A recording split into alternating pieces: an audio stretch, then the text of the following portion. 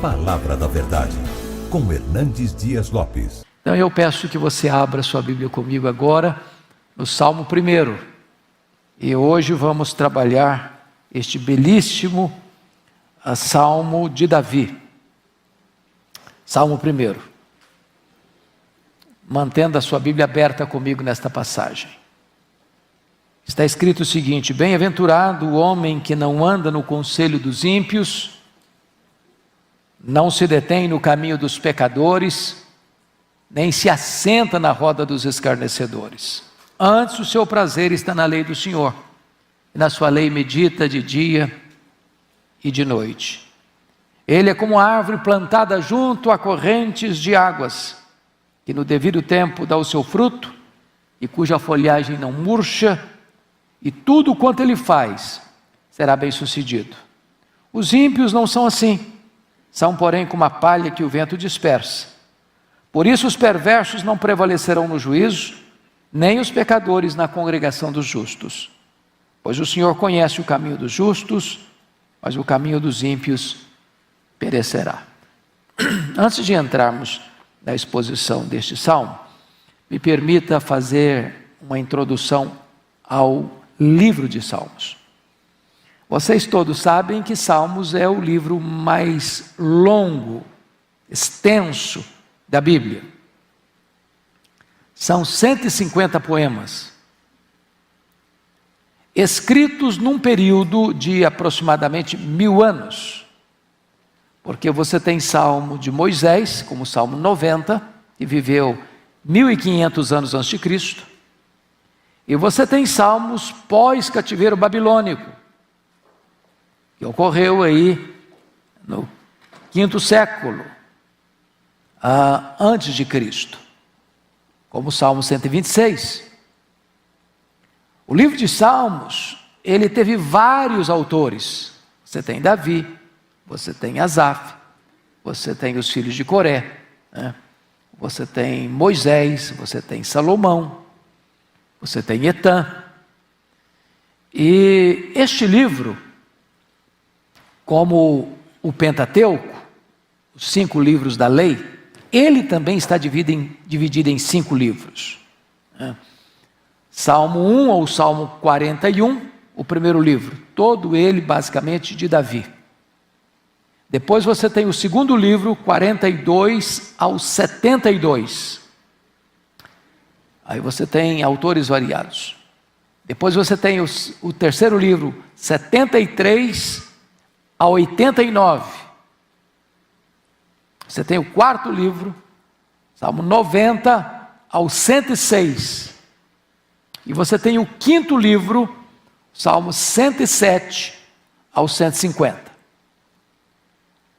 Os salmos variam de estilo. Você tem salmos de louvor, você tem salmos de lamento, você tem salmos de penitência, você tem salmos imprecatórios e você tem salmos messiânicos. Então, é uma coletânea de poemas que foram agrupados num livro, e esse ajuntamento e esse agrupamento dos salmos provavelmente aconteceu no período pós-cativeiro babilônico. E temos então, portanto, este livro, que é, de certa forma, o inário do povo de Israel. Os salmos eram canções, eram poemas, eram orações, que eram cifradas, metrificadas e cantados. Os reformadores também fizeram isso, metrificar os salmos para cantar os salmos. Se toda a Bíblia fala a nós, os salmos também falam por nós. É possível que seja o livro mais lido da Bíblia. A maioria de nós ainda usa os salmos como literatura devocional, né? E muitas vezes você não apenas lê os salmos, mas você se insere neles a ponto de dizer: o salmista está falando por mim. Ele está traduzindo a minha voz, o meu sentimento, né? Então, com esta breve palavra introdutória, nós vamos considerar juntos o Salmo 1. Eu diria para vocês que o Salmo 1 é o prefácio do Saltério, é a introdução do Saltério, ele é a síntese do Saltério, porque este Salmo vai traçar de maneira eloquente um contraste entre a vida do justo e a vida do ímpio, a felicidade do justo e a ruína do ímpio, a estabilidade do justo, uma árvore plantada junto à corrente de águas, e a instabilidade e insegurança do ímpio, como uma palha. A produtividade do ímpio, ele é como uma árvore frutífera. O ímpio como uma palha seca levada ao vento, destinada ao fogo. O salmista não poderia ser mais gráfico, mais claro, mais nítido, mais eloquente do que foi no Salmo 1. Nesse contraste entre dois homens, dois caminhos, dois destinos. É disso que esse Salmo 1 fala. Então vamos olhar aqui, primeiramente, a felicidade plena do justo. Versos 1 a 3.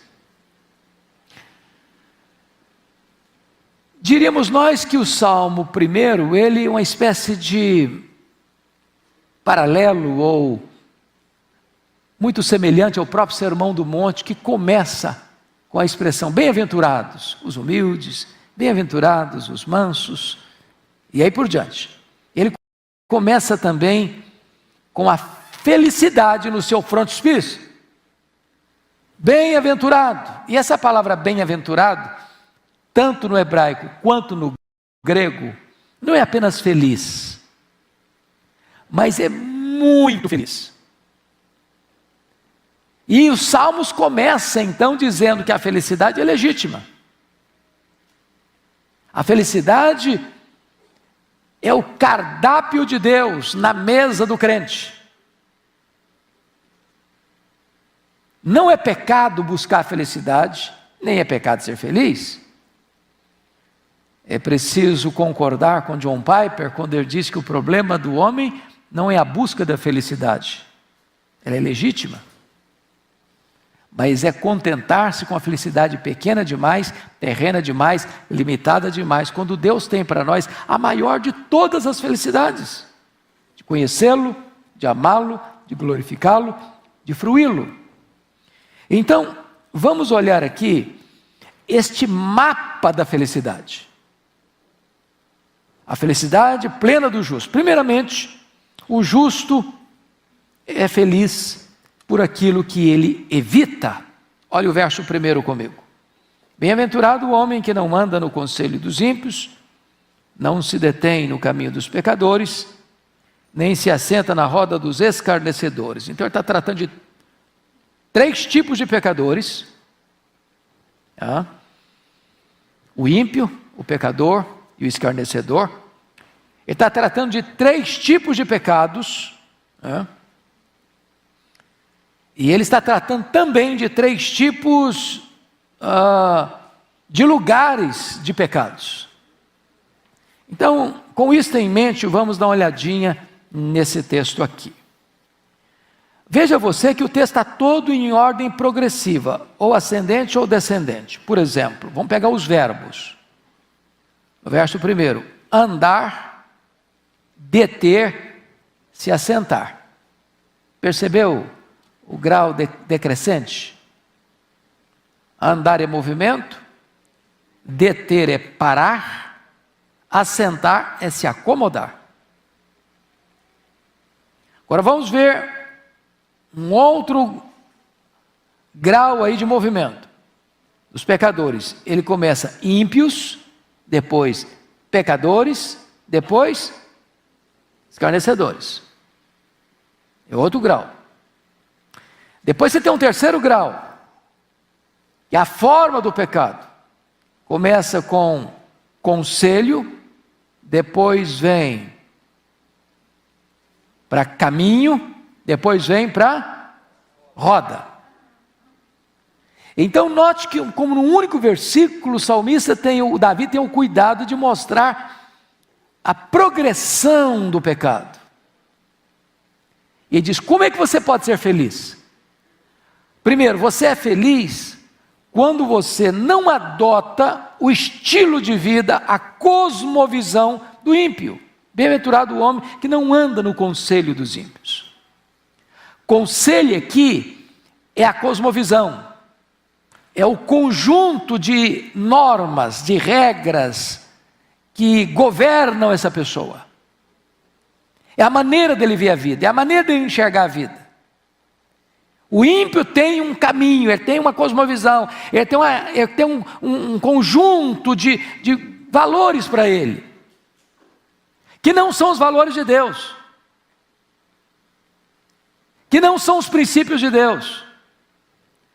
Talvez o valor de levar vantagem em tudo, de aproveitar o máximo, de explorar o máximo, de beber todas as taças dos prazeres, de curtir a vida, de procurar a felicidade na riqueza, no poder, na fama, no sucesso, no sexo, nas aventuras. O ímpio tem essa maneira de olhar para a vida e dizer: a felicidade está aqui, a felicidade está ali, a felicidade está acolá. Beba todas as taças, não se reprima, aproveite. Ele está dizendo: você quer ser feliz? Não entre nesses conselhos, não siga esses conselhos. Se você for acolher esses conselhos, que o mundo acha legal, que o mundo gosta, que o mundo aplaude, que o mundo aprova, você vai se arruinar, você vai quebrar a cabeça. Lá no final, tem um fel amargo. Então, o primeiro princípio da felicidade é esse: não ande no conselho dos ímpios. Mas ele diz além: bem-aventurado o homem que não anda no conselho dos ímpios, nem se detém no caminho dos pecadores. Então perceba você que a pessoa começa andando, depois ela olha, gosta, é atraída, é fisgada, e ela o quê? Para, se detém. Já se estacionou, já foi fisgado. Vejam vocês que o mundo é o sistema, Então nós temos aqui três coisas: nós temos o mundo, o sistema, nós temos a carne, que é a nossa natureza pecaminosa, e você tem também um terceiro elemento aqui, que é o diabo. São os três elementos da nossa guerra. Então você está caminhando, o homem vê uma cena que o atrai, e aí ele é fisgado, a carne dele puxa para aquilo, a vontade da natureza adâmica puxa para aquilo, e o diabo, que é o espírito que atua nos filhos da desobediência, vai lá e risca fósforo na gasolina. O autor está dizendo o seguinte: você quer ser feliz? Não ande nesses conselhos, nesses valores. Vale tudo, pode tudo, nada tem nada a ver. A ditadura do relativismo. Cuidado para você não ser fisgado. Porque se você parar nesse caminho, você escorrega. Você vai para o chão, você cai. Mas ele avança um pouco mais e diz assim: bem-aventurado é o homem que não se assenta na roda dos escarnecedores. Bom, assentar-se à roda é muito mais do que deter. Você parou, você foi fisgado, você foi atraído, você foi puxado, você foi quase que arrastado pela sua natureza e pela tentação do maligno. Agora chegou o momento de capitulação. Agora ele não é alguém espectador que está olhando, agora ele é um deles. Ele se assentou à roda, ele faz parte do time, ele se agregou, ele se matriculou. Ele agora é um dos. E note que conselho do ímpio, vamos pegar agora as palavras. Ímpio não tem nada a ver com uma pessoa imoral, depravada. O ímpio pode ser uma pessoa espetacular, gente boa, gente admirável, gente aplaudida. A palavra ímpio traz a ideia daquele que não leva Deus em conta. O cara é um ateu, mas é um grande cientista. Ele é um ateu, mas ele é um grande advogado, um grande médico, um grande engenheiro, um grande professor. Ele não leva os valores de Deus em conta, mas ele é aplaudido pela sociedade.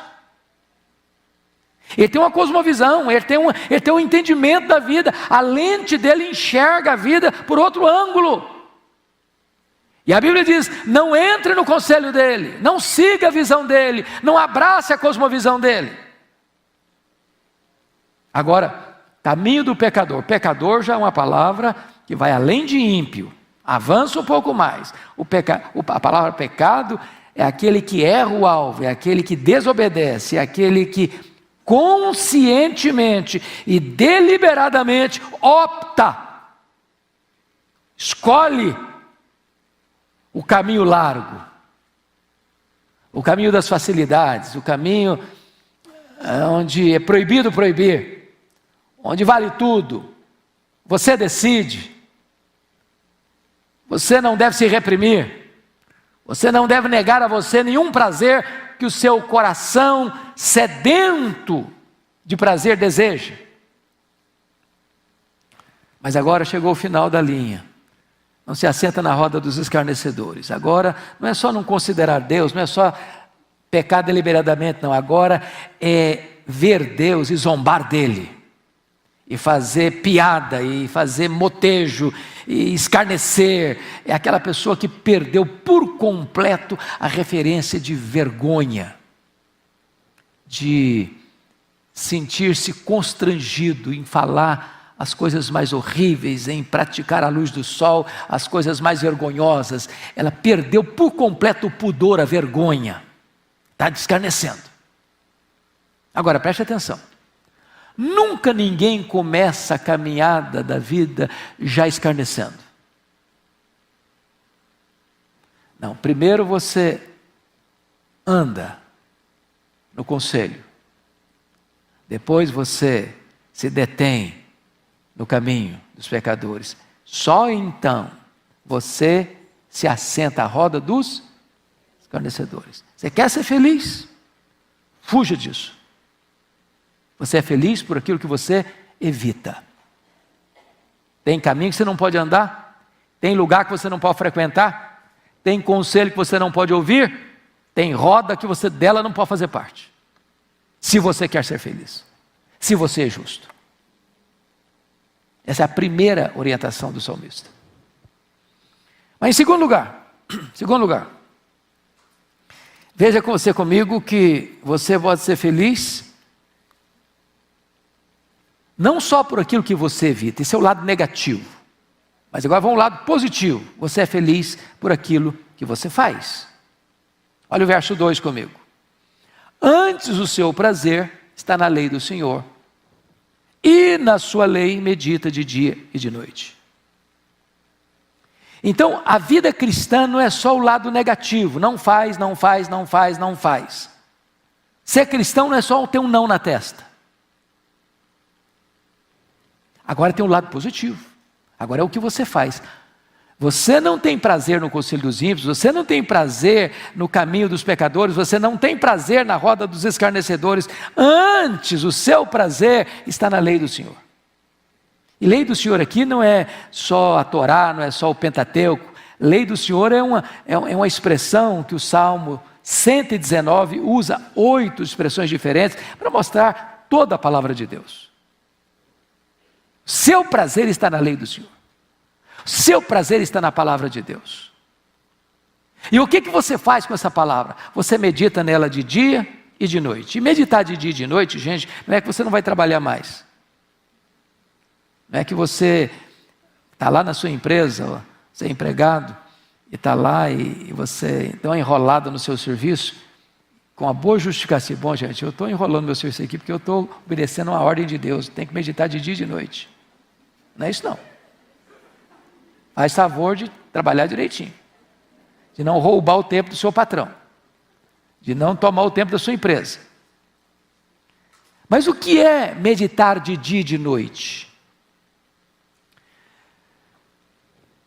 Preste atenção que ele usou a palavra meditar. Não sei se vocês estão atentos para isso, mas o boi tem 2 estômagos. Se você tem familiaridade com a vida rural, o boi pasta, depois repara. Ou ele deita. E aí ele vai tirar aquilo que estava lá no estômago depositado e vai ruminar, mastigar, degustar, saborear. Então você lê a Bíblia, mas você não pode ler assim, en passant, só não. Tem gente que eu li a Bíblia 30 vezes, mas passou assim, pá. Não parou.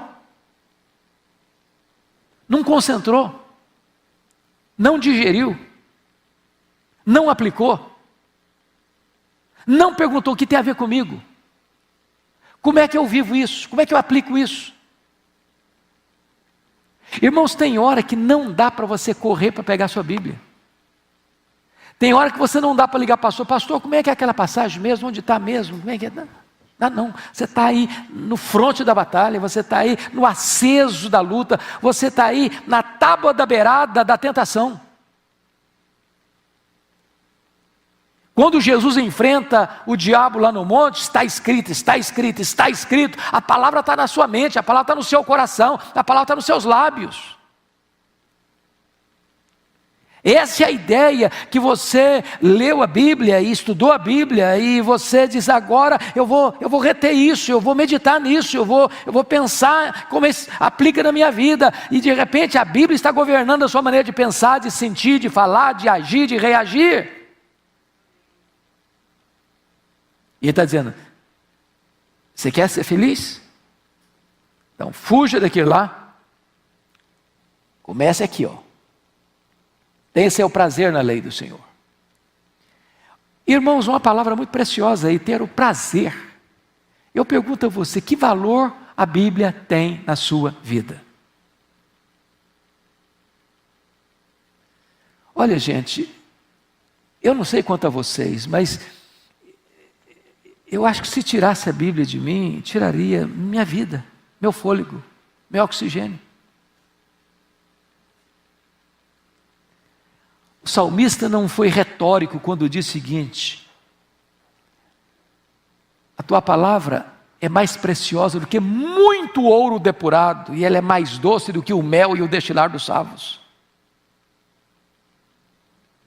A Bíblia não é um livro mágico, a Bíblia não é um livro místico, a Bíblia não é um livro para você abrir no Salmo 91 e botar na sua sala para espantar demônio, para ser um amuleto, uma ferradura atrás da porta.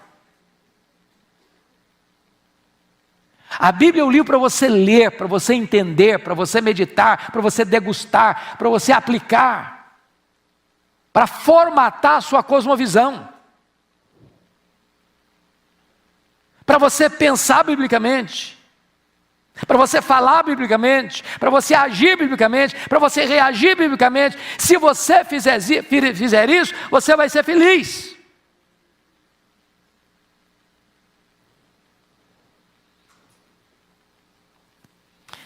Mas vamos um pouquinho adiante. Como é que você vai ser feliz? Primeiro, você é feliz por aquilo que você evita. Segundo, você é feliz por aquilo que você faz. Mas agora, em terceiro lugar, o salmista diz que você é feliz por quem você é. Olha o verso 3.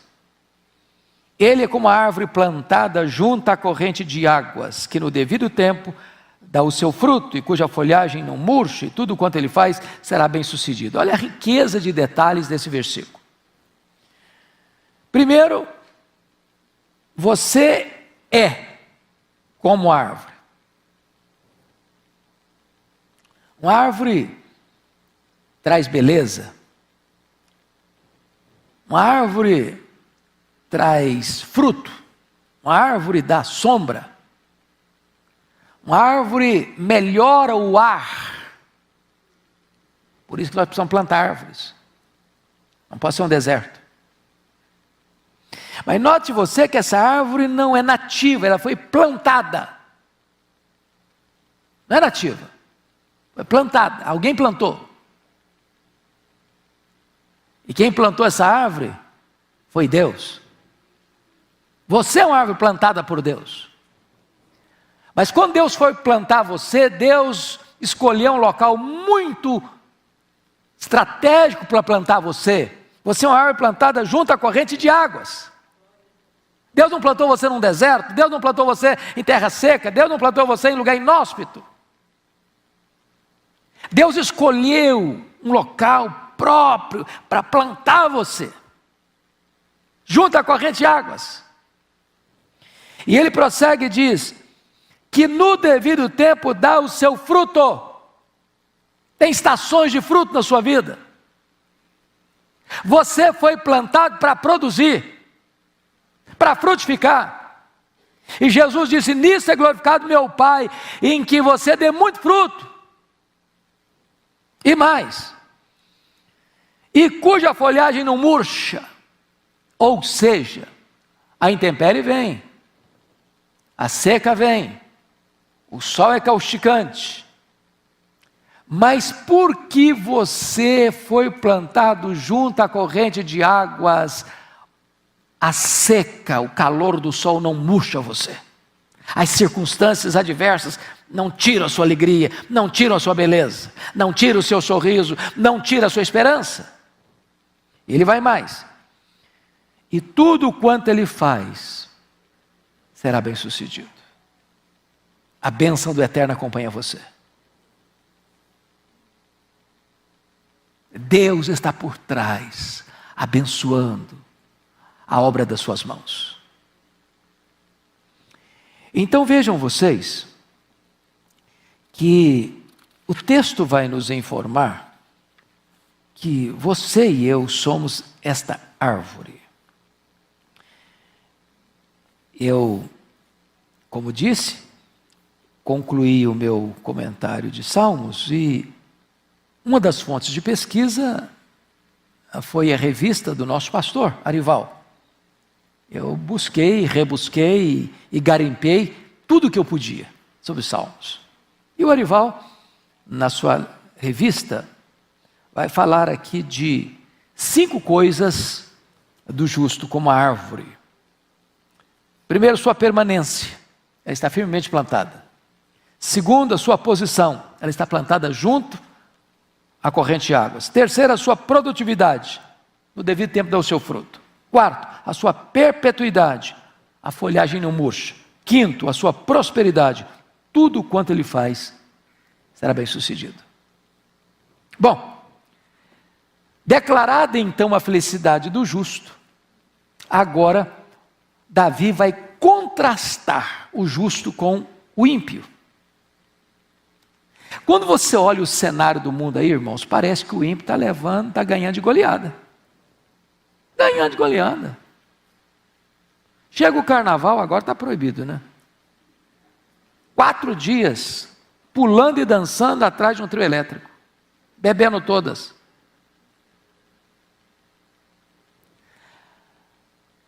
Você vem domingo de manhãzinha para a igreja, e eu passo na frente de uma boate,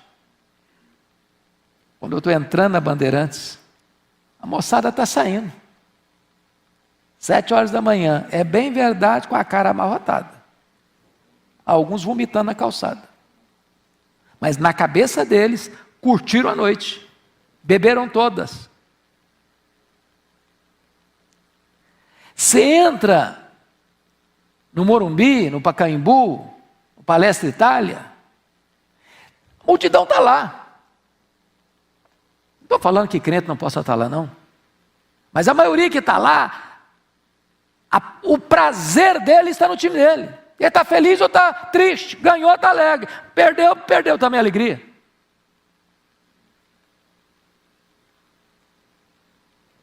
Ganhou dinheiro, está feliz. Dinheiro está curto, está triste, acabado. Ele vai contrastar então a alegria permanente do cristão, do justo, com esta infelicidade do ímpio. Então vamos ver o que vai acontecer aqui. Olha o versículo 4, ele diz assim: os ímpios não são assim. Assim como uma árvore frutífera. São, porém, como a palha que o vento dispersa. Não poderia ter um contraste mais gritante do que este. Contraste de uma árvore plantada junto à fonte, que no devido tempo dá o seu fruto, a folhagem não murcha, tudo quanto ele faz é bem sucedido, como a palha que o vento dispersa. Ele contrasta a estabilidade da árvore com a leveza, sem raiz, da palha. Ele contrasta o verdor da árvore que não murcha a folha com a palha seca. Ele contrasta os frutos da árvore doces ao paladar e nutritivos com a palha seca, que não alimenta nada e nem ninguém. Ele contrasta o bem-sucedido do justo com a palha que está voando para o fogo e destruição. O mundo aí fora pensa que nós somos quadrados. Pensa que nós estamos por fora. Que a vida está pulsando do lado de lá.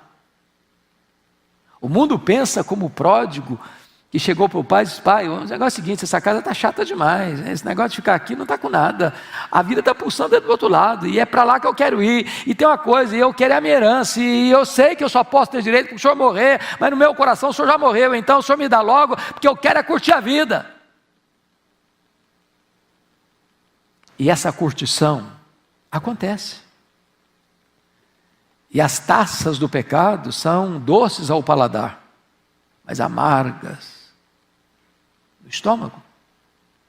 Daqui a pouquinho a pessoa experimenta drogas, daqui a pouquinho ela pula de cama em cama, daqui a pouquinho ela faz as mais loucas aventuras, daqui a pouquinho ela curte todas, ela experimenta todas, ela vive tudo e experimenta tudo e corre atrás de tudo, e quando espreme, só vaidade, bolha de sabão, seco como uma palha, sem qualquer conteúdo, sem qualquer consistência, sem qualquer significado que possa preencher o coração.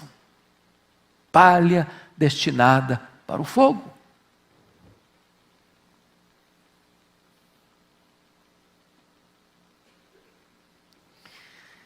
Quando o vento bate numa árvore, ela vai lá e ela vem cá e ela continua firme. Mas quando o vento bate numa palha, ela é dispersada. A ideia aqui, irmãos, do verso 4, é a ideia bem da agricultura. Eu não sei se você já viu essa experiência. Você vai pegar, por exemplo, o café, né? Hoje a agricultura está muito desenvolvida, mas lá atrás, na coisa mais assim elementar, o agricultor vai lá e derriça o café, cai no chão, ele limpa o chão, derriça o café com palha e tudo, com terra e tudo, faz os montes, aí vem o camarada que é o abanador, aí bota a peneira, joga tudo para dentro da peneira, terra, palha, café, e ele joga para o alto, a palha dispersa, o grão fica, joga de novo, a moinha vai embora, e o café fica. No final, você olha na peneira, só tem grão, só tem fruto, a palha foi embora, foi dispersa. O ímpio é assim, o grão fica, a palha vai embora, destinada para o fogo.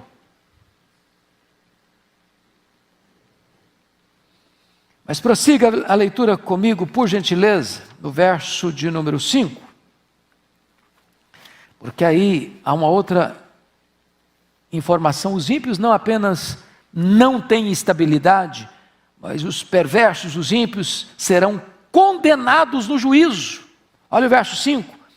Por isso, os perversos não prevalecerão no juízo. Que juízo? Juízo de Deus, julgamento de Deus, tribunal de Deus. Aqui o cara ganhou, aqui o cara comprou, aqui o cara subornou, aqui o cara manipulou a lei, aqui ele encontrou filigranas na lei para levar vantagem. Aqui ele é esperto, aqui ele dá nó em pingo d'água, aqui o mundo aplaude, esse é esperto, esse numa canetada fez a vida, numa bolada enriqueceu. Porém, aqueles que aqui compram juízes, subornam testemunhas, compram sentenças, se enriquecem ilicitamente, levam vantagem, aproveitam e exploram e oprimem, escapam, têm padrinhos fortes.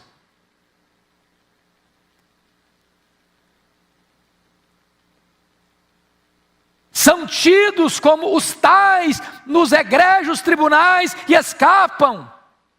Apesar de seus crimes, terão que encarar o justo tribunal de Deus.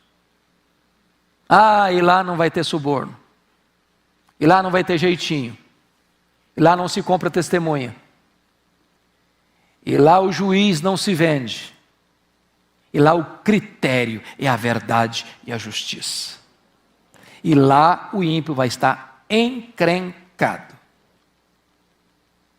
Ele não prevalecerá. Não prevalecerá. Não prevalecer, sabe o que significa? Lá ele vai ser o quê? Condenado. O fim do ímpio é condenação. Quando o Senhor, reto juiz, vai dizer: apartai-vos de mim, malditos, vós os que praticais a iniquidade, eu nunca vos conheci. Esse é o destino do ímpio.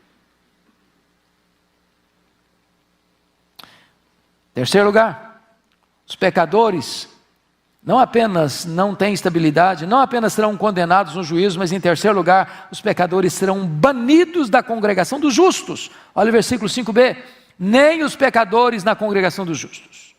Os perversos não prevalecerão no juízo, nem os pecadores na congregação dos justos. O que ele está dizendo? O que ele está dizendo é o seguinte: agora, aqui, debaixo do sol, justos e ímpios estão misturados. Nem você nem eu temos crivo suficientemente fino para distinguir claramente um do outro. Tem joio, tem trigo. Tem bode, tem ovelha. Tem ovelha, tem lobo. Aqui estão misturados. Aqui tem lobo que veste pele de ovelha e se disfarça. Aqui tem falso mestre, tem falso profeta, tem falso apóstolo, tem falso crente. Se disfarça. Aqui Judas é apóstolo.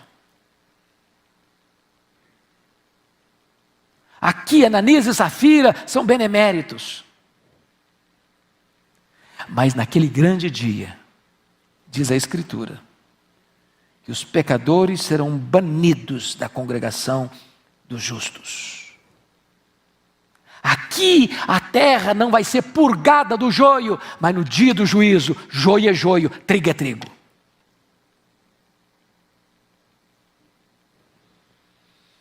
Pois bem, eu quero concluir com o verso 6. Porque o verso 6, eu chamo a sua atenção para isso, ele é a conclusão desse salmo. Conclusão. O que está escrito aí? Pois o Senhor conhece o caminho dos justos, mas o caminho dos ímpios perecerá.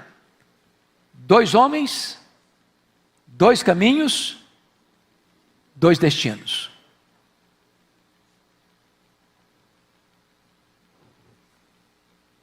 Um é conduzido à bem-aventurança, o outro é conduzido à morte. Então, o versículo 6, ele sumaria o contraste dos 5 primeiros versículos. Quando a Bíblia diz que o Senhor conhece o caminho dos justos, a palavra conhecer, tanto no hebraico quanto no grego, vai muito além de ser informado acerca de. Não é conhecimento teórico apenas. Este é um conhecimento experimental. Deus tem um íntimo relacionamento e conhecimento e experiência com o caminho do justo. O caminho do justo é uma estrada estreita, claro, mas conduz à glória.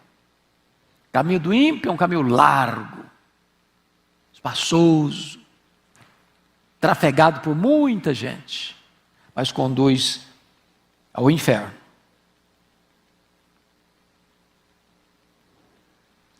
Os versos 1 a 3 são sintetizados na expressão, pois o Senhor conhece o caminho dos justos. Os versos 4 e 5 são sumariados pelo final do verso 6, mas o caminho dos ímpios perecerá. Nós temos aqui então 2 homens, 2 caminhos, 2 destinos. Na abertura dos Salmos, no prefácio dos Salmos, na introdução dos Salmos, Davi já está dizendo o seguinte: olha, você só tem 2 opções. Qual que você vai escolher? É como se Davi, na linguagem de Deuteronômio, dissesse assim: estou colocando diante de vocês 2 escolhas, a vida e a morte. Escolhe a vida para que você viva. É com essa perspectiva que eu convido você a participar conosco daqui para frente desta linda jornada, desta linda aventura de estudar o livro de Salmos. Deus abençoe sua vida, Deus abençoe seu coração, e é muito gostoso ver essa sala repleta nessa jornada belíssima de estudar a palavra de Deus. Vamos ficar em pé e vamos orar.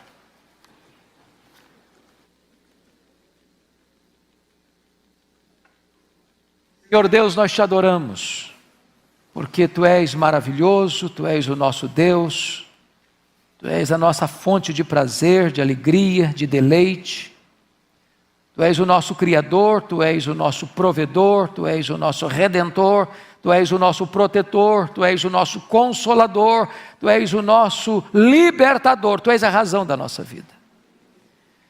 O mundo cheio de coloridos e propostas as mais vantajosas tem um brilho falso, tem uma felicidade postiça, tem uma proposta de muitos prazeres, mas a Tua palavra nos alerta que o fim desta jornada é o fogo, é a destruição. Por outro lado, Deus, nós te adoramos porque Tu colocas diante de nós uma mesa farta, com finas iguarias, que oferece para nós a verdadeira felicidade. E nós queremos, Deus, meditar na Tua lei de dia e de noite. Nós queremos que a nossa mente seja forjada, formatada pela Tua verdade. Nós queremos que esta verdade desça ao nosso coração e nos impulsione a viver de modo digno do Evangelho. Nós te pedimos que a nossa vida de fato frutifique para a glória do Teu nome. Que as pessoas que conviverem conosco possam ver em nós o caráter de Cristo, a beleza de Cristo. E que a nossa vida, Deus, seja de pleno deleite em Ti, de pleno deleite na Tua palavra. Não permita que na correria da vida nós nos esqueçamos da Tua lei, nós coloquemos a Tua palavra numa gaveta ou numa prateleira. E, ó Deus, não permita que a Bíblia seja também um livro mágico apenas, onde as pessoas acham que colocando-a aberta vai limpar a sua casa de toda a impureza. Em nome de Jesus, reaviva dentro de nós o amor pela Tua palavra. o gosto de ler a Tua palavra, o prazer de meditar na Tua palavra, o prazer de colocar em prática a Tua palavra. E dá-nos a bênção, Deus, de vivermos de tal modo que a felicidade do céu invada a nossa alma na terra e vivamos um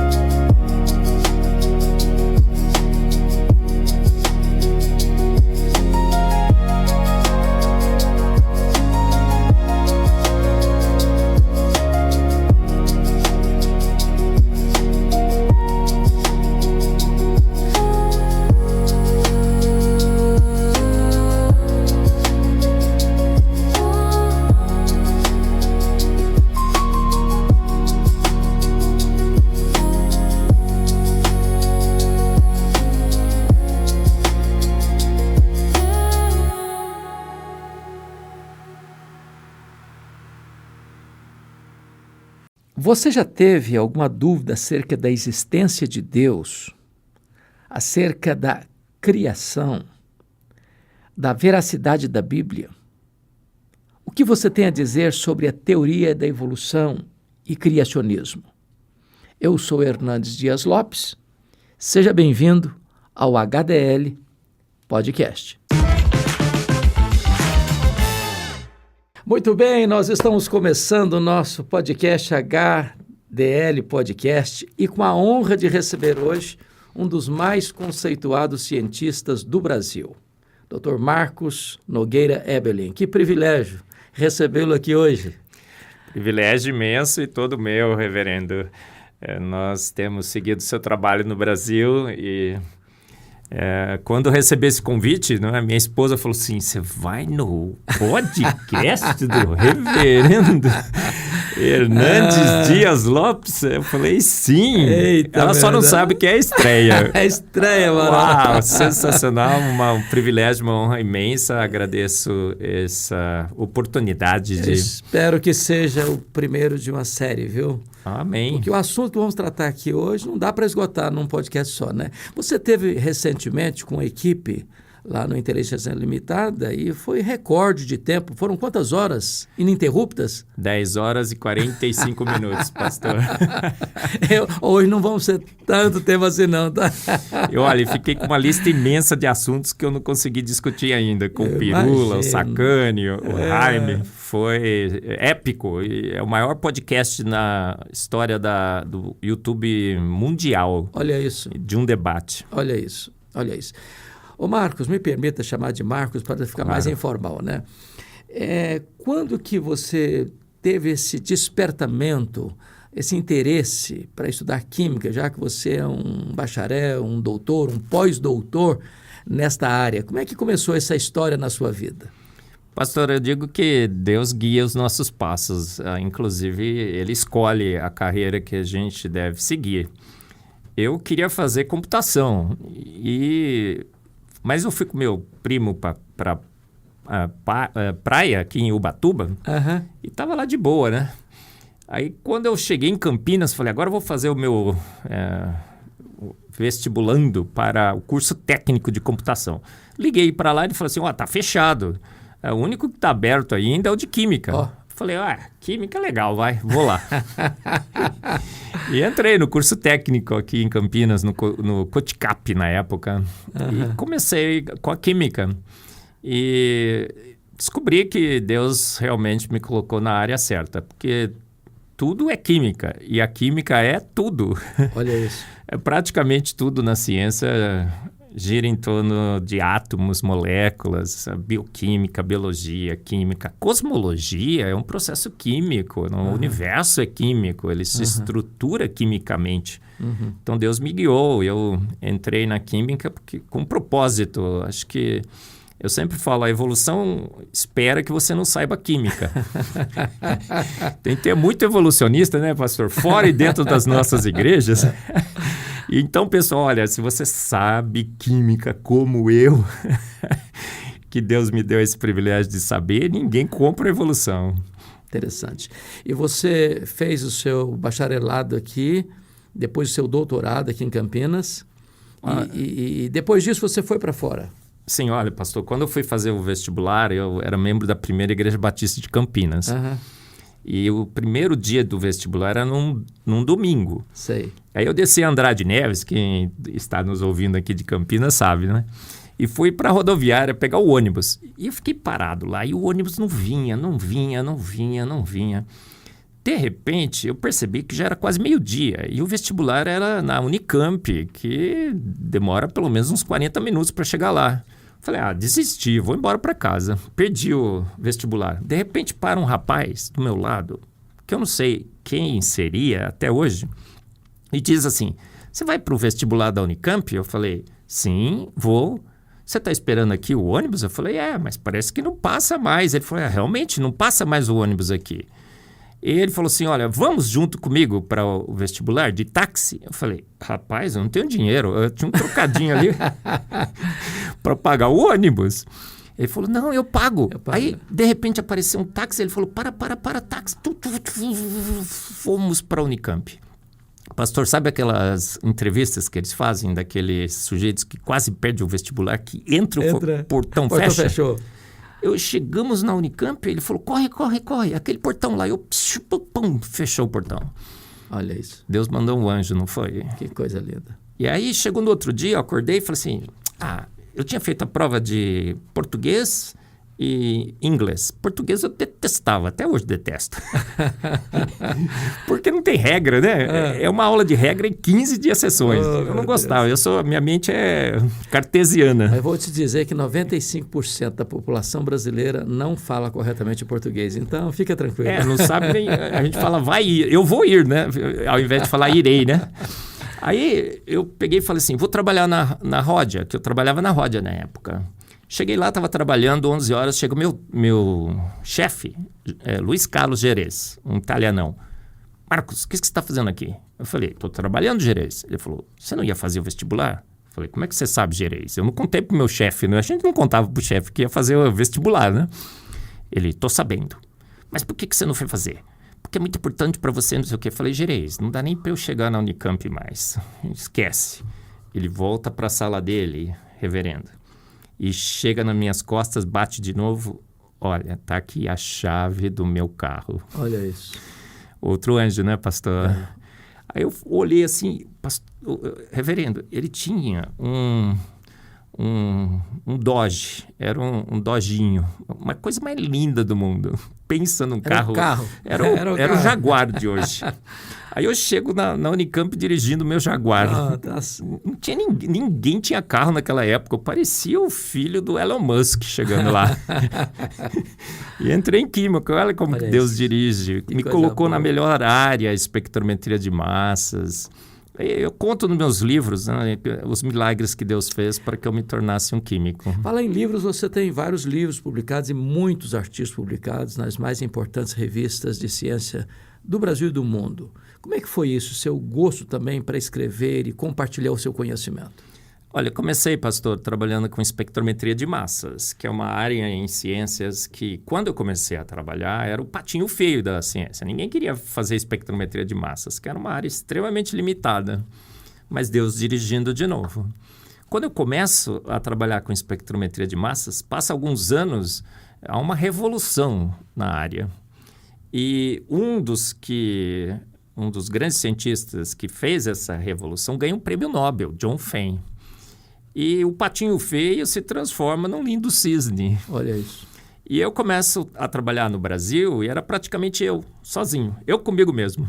Olha isso. E tive a oportunidade, então, de criar um grande laboratório aqui na Unicamp. Foram 25 anos atuando. Eu tinha lá os melhores equipamentos do mundo. E publiquei, olha, é um milagre. São mais de quase 1.200 artigos. Que isso? Fantástico. Eu acho que só perco por número de livros que o senhor escreveu, pastor. Eu só perco por Hernandes com os livros, né? 1.200, pastor. Isso é um milagre. Fantástico. Olha, eu não conheço nenhum cientista brasileiro que tenha publicado mais que 1.200 artigos. Espetáculo.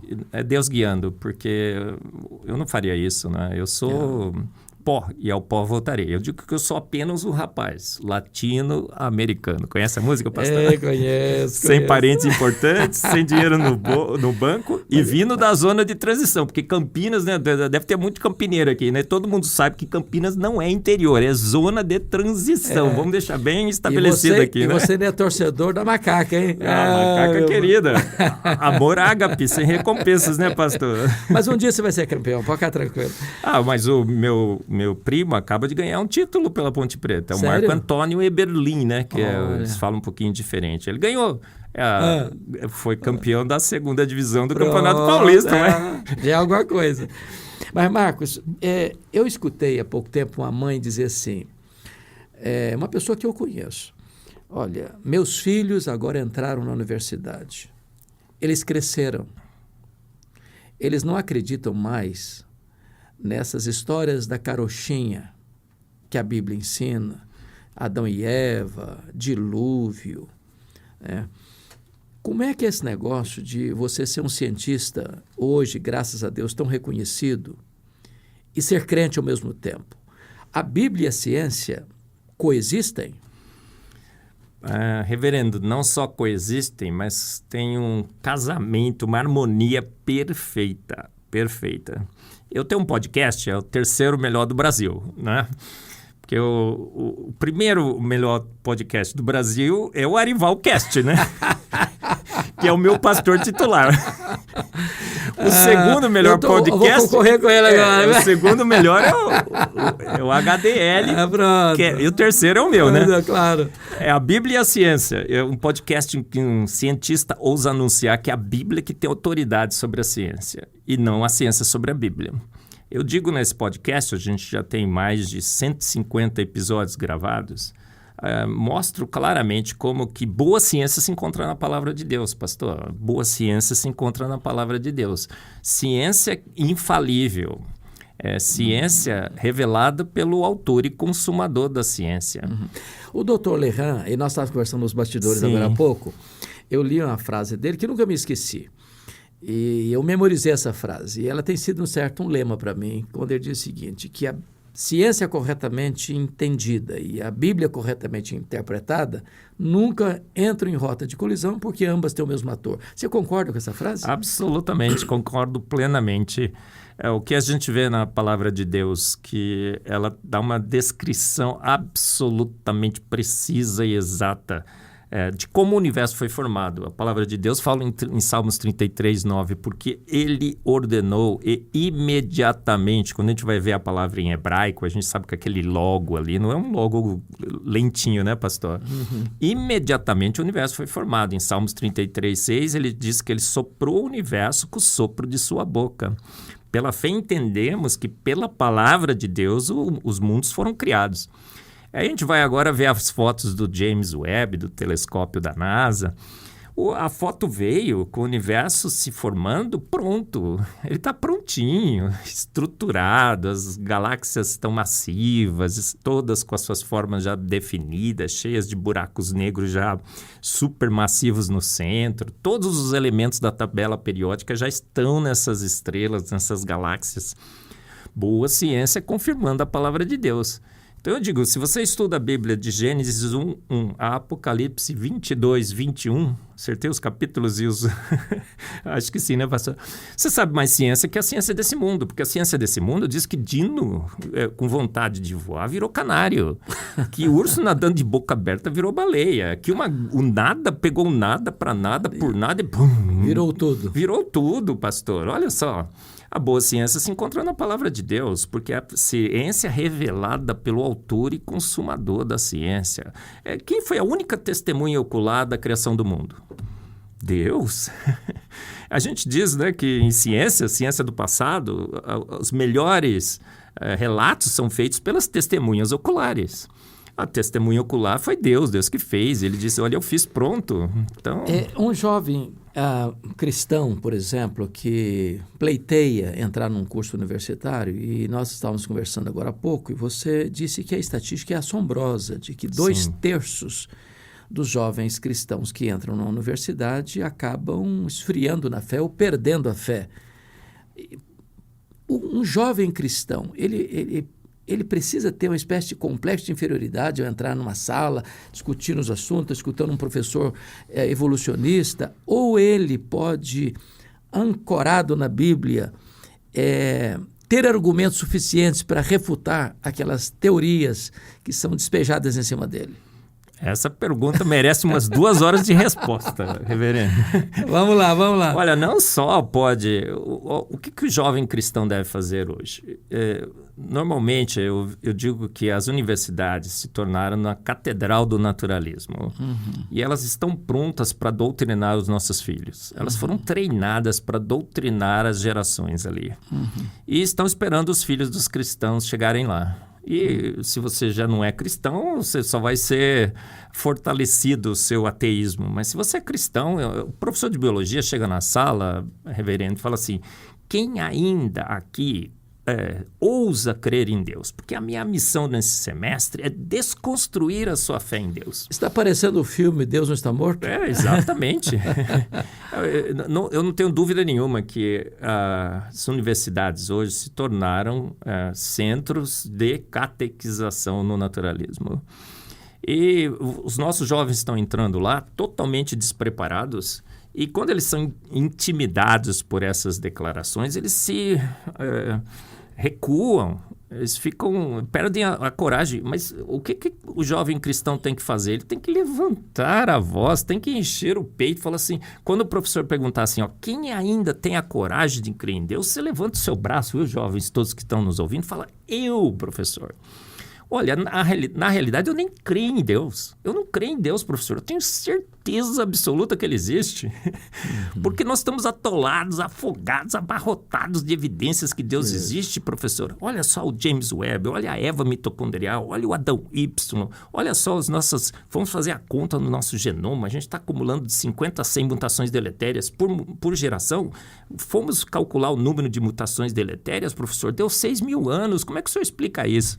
Como é que o senhor explica a foto do James Webb com o universo pronto? Então, garotada, você está com a arma na mão. A gente só precisa treinar um pouco melhor os nossos jovens, pastor. Onde você acha que está essa deficiência de não preparar a nossa juventude? Com os pastores, com a liderança da igreja? O que é que se pode fazer para reparar essa deficiência? Eu acho que sim, as lideranças e os pastores tiveram a impressão de que deveriam nas igrejas ensinar teologia. Igreja é lugar de ensinar teologia, ensinar a palavra de Deus. E que isto bastaria. Mas não basta mais. Acho que por um tempo até que poderia ser suficiente. Mas hoje nós temos um embate, que é um embate filosófico, teológico e científico. Uhum. E a Bíblia diz, estais sempre prontos a dar a razão da sua esperança. Exatamente. A fé é o firme fundamento. Então, o jovem tem que estar preparado. Acho que os pastores, os líderes, têm que perceber que jogar os nossos jovens ali sem nenhum preparo... alguém já me disse isso. Você entrega os seus jovens para ser doutrinado por romanos por 6, 7, 8 anos e quer que ele ainda continue judeu.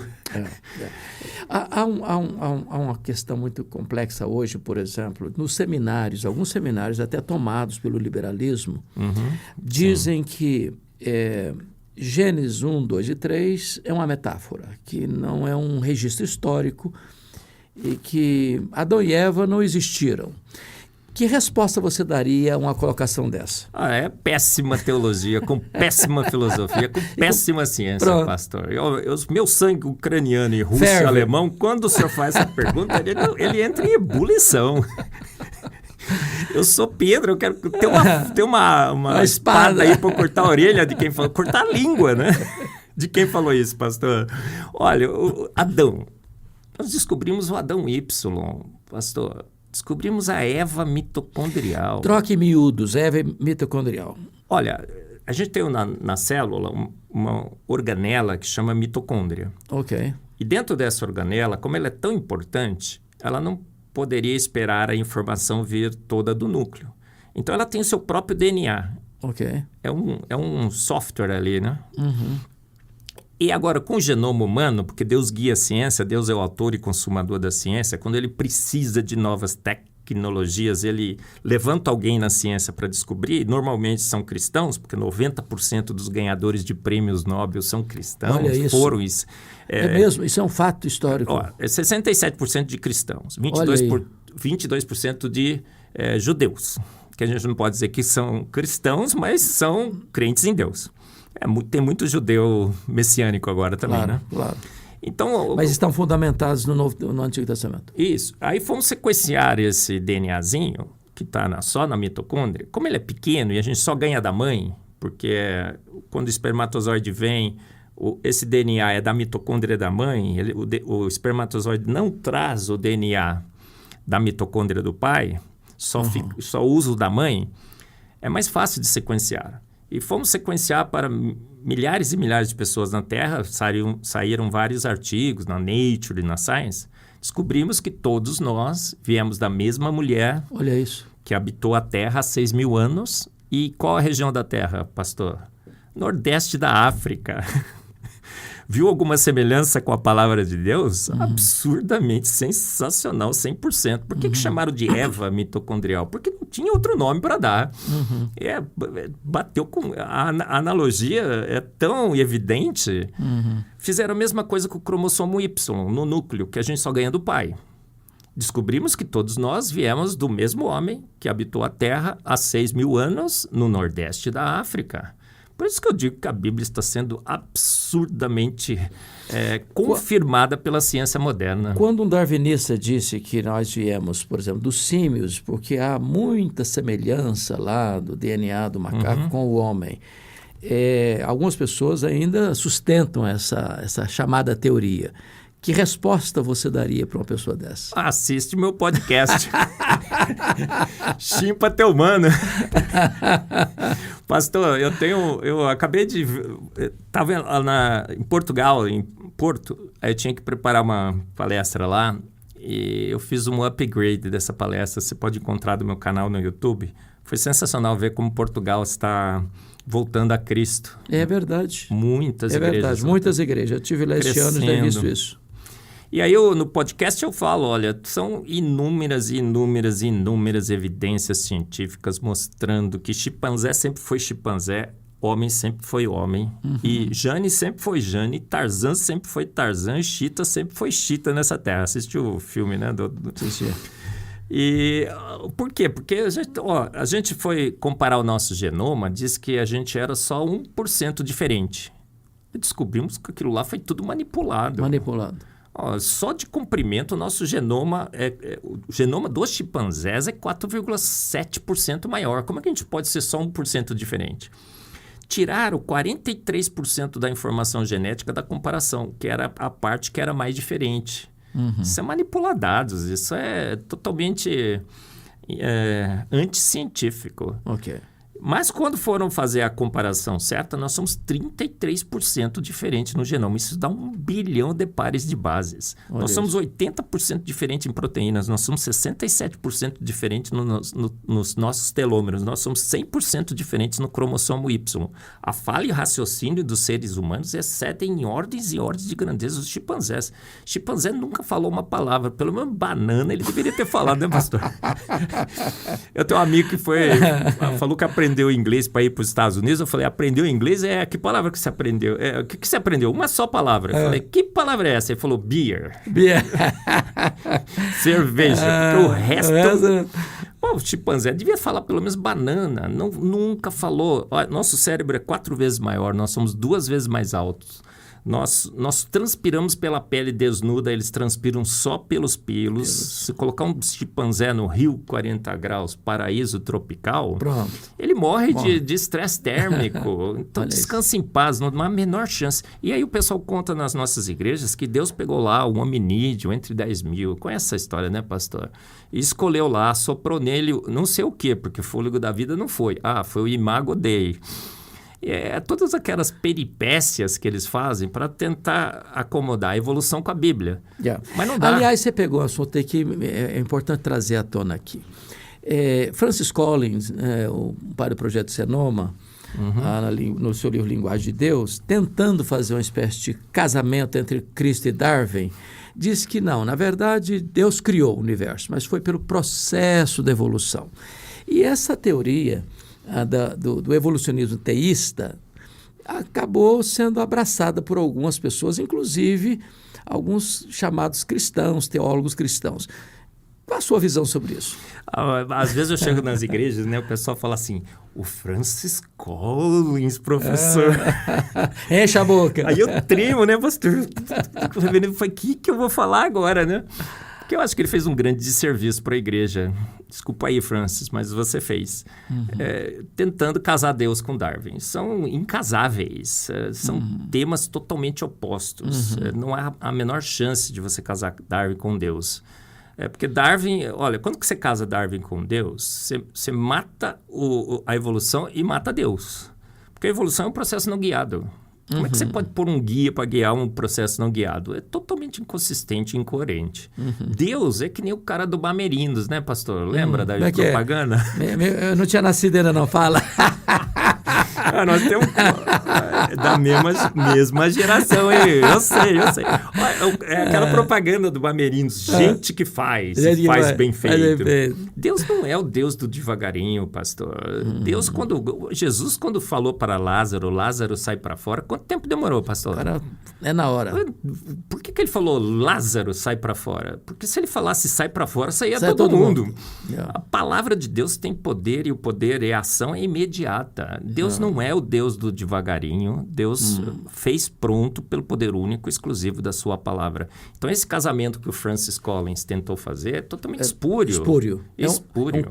Concubinato espúrio. Não há possibilidade alguma. É casar luz com trevas. É fazer solução de água e óleo. O livro do Charles Darwin, A Origem das Espécies, lançado em Londres em 1859, tem vários verbos, chega a quase 800 verbos no futuro do subjuntivo. Suponhamos. Sim. A teoria da evolução é apenas uma suposição? Absolutamente certo, pastor. Alguns dizem assim, olha, a teoria da evolução é uma mera teoria. Não, nunca Nem teoria é. Ela não alcançou o status de teoria. Ela é uma mera suposição. Você lê o livro inteirinho do Charles Darwin, como eu li, todo mundo do design inteligente leu, muitos acreditam na evolução piamente, inclusive dentro das nossas igrejas, mas nunca leram o livro A Origem das Espécies. É como você falar mal da Bíblia e nunca ter lido a Bíblia. Quando você vai ler o livro, você percebe que Charles Darwin não tem sequer uma única evidência científica. Ele diz, eu acho, né? Como muito bem falou sobre o tempo dos verbos que ele usa, eu acho que modificações ao longo de milhões de anos sofisticaram a vida. E eu acho que eu tenho um grande problema. O registro fóssil, por exemplo, não mostra as formas transicionais, mas as evidências virão no futuro. Bisbilhotaremos o registro fóssil e encontraremos as formas transicionais. Descobriremos qual foi esse processo de modificação e descobriremos que a Terra tem milhões e milhões de anos. Reverendo, passaram-se mais de 150 anos. O que acontece hoje no registro fóssil? Stephen Jay Gould, um dos maiores paleontólogos de todos os tempos, disse, cara, isso não se vê nas rochas. A gente só vê os nódulos, os extremos. A gente vê chimpanzé, a gente vê humano, mas nunca foi encontrado sequer uma forma transicional. As modificações que Darwin sugeriu são as mutações. Mutações são defeitos, e defeitos causam defeitos. Os milhões e milhões de anos, hoje a gente já sabe que o universo é jovem. As fotos do James Webb deixaram muito claro. A vida na Terra é jovem, a Eva mitocondrial, o Adão Y. Então, foram-se as mutações, foram-se os milhões de anos. A seleção natural, ela só ceifa o mais debilitado. Ela não preserva o mais apto. Na pandemia... tá todo mundo vivo aqui, né, pastor? Você tá vivo aí? Espero. Esse cara ali... Tem uns caras meio parecendo que tá meio só meio vivo, mas tudo bem. Aquele ali parece meio zumbi, né, pastor? A Paquita ali tá viva também? Tá vivo. Por que nós escapamos da pandemia? Alguém desenvolveu um novo sistema imunológico? Um novo filtro? Para filtrar o ar e não precisa nem mais usar máscara? Absolutamente não. A gente só escapou porque a gente é menos debilitado. Quem foi ceifado na pandemia? Os que tinham mais comorbidades, infelizmente, não é? Muitos dos nossos familiares. Então, a seleção natural na pandemia mostrou o que ela sempre fez e sempre fará. Ela ceifa o mais debilitado. Ela nunca... eu brinco. Se você precisar de asas para sobreviver... O que um bom cristão faria se ele precisa de asas para sobreviver? Ele tem que fazer aquela oração clássica, né, pastor? Senta no cantinho, faz uma meditação, fala, Senhor, receba-me na sua glória. Porque asas nem tomando Red Bull, né, pastor? Não tem jeito. Não tem jeito. Só no sonho. Então, já mostramos no design inteligente que o limite da diversificação está nas famílias.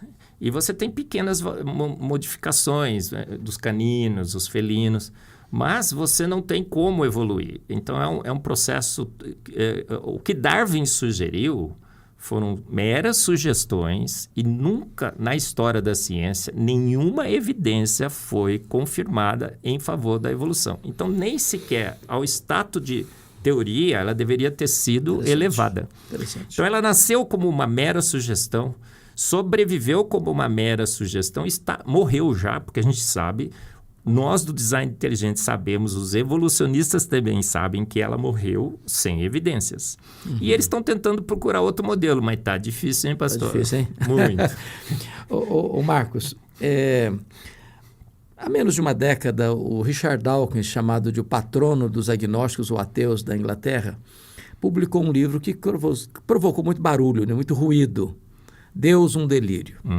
E eu escutei de algumas pessoas mais, assim, audaciosas, agora pronto, agora Deus está banido mesmo, agora a Bíblia vai para a vala do esquecimento. Me parece que o livro está meio esquecido e a Bíblia continua sendo impressa, traduzida, divulgada. Como é que é esse negócio? Pastor, vamos fazer o desafio da biblioteca, eu digo. Tá. Põe a Bíblia assim numa biblioteca e coloca os livros de ciência, os melhores que vocês puderem encontrar por aí, tá bom? Coloca tudo do lado da Bíblia assim, ó. Bioquímica moderna, teoria, cosmologia e tudo mais. Vamos esperar 100 anos. Daqui 100 anos, o que acontecerá? Todos esses livros científicos já estarão envelhecidos. Obsoletos. Muita coisa que falaram aí, vão ler lá, falam, olha a geração espontânea, olha a evolução de Darwin, já morreu há muito tempo. Olha a cosmologia, a teoria do Big Bang, que diz que é um modelo extremamente sólido, diz que a idade do universo é 13,8 bilhões de anos, mais ou menos 0,02. Olha que precisão, hein, pastor? Já estão querendo duplicar a idade. E a Bíblia continuará firme e forte, estabelecendo a boa ciência da palavra de Deus. Então, o Dawkins escreveu o delírio, quem teve foi Dawkins. Qual foi o autor, o cientista que refutou? Linux. Yeah. Sensacional. Eu tive um debate com ele na Universidade Presbiteriana. Que legal. Ele teve aí, né? O Augusto Nicodemos organizou o simpósio do Darwinismo hoje. Eu estive lado a lado com John Lennox, defendendo o design inteligente. Que legal. Aí você vai ler o livro do Dawkins, o Deus um Delírio. Ele disse assim, se você não quiser ler o livro inteiro, leia só esse capítulo. Se não quiser ler o capítulo, leia só essa página. Se não quiser, ele fala isso. Se não quiser ler essa página, leia só esse parágrafo, que é o central do meu livro. Pastor, qual é a pergunta que o Dawkins faz, que ele acha que ele desbancou Deus? Desbancou Deus. Quem criou Deus? O senhor sabe muito bem, né, como bom conhecedor de filosofia, de lógica e tudo mais, que essa pergunta não se faz. Porque quando você pergunta quem criou Deus, você torna Deus um ser criado. Ser finito. E Deus, por definição, ele não pode ser criado, né? Senão ele não é Deus. Deus é a primeira causa não causada. A filosofia já contou tudo isso. A gente tem uma sequência de causas e efeitos e necessariamente nós temos que encontrar a primeira causa não causada. É Deus. Há uma frase nessa questão aí que é muito assim, interessante. Eu já repeti algumas vezes em sermões. É preciso ter mais fé para ser um ateu do que para ser um crente. Você, como cientista, concorda com essa frase? Não, discordo. Discorda? Sabe por quê? Explica para nós. Porque a fé que eles têm não é o tipo de fé que eu tenho, pastor. Nem a sua, nem de todos nós aqui.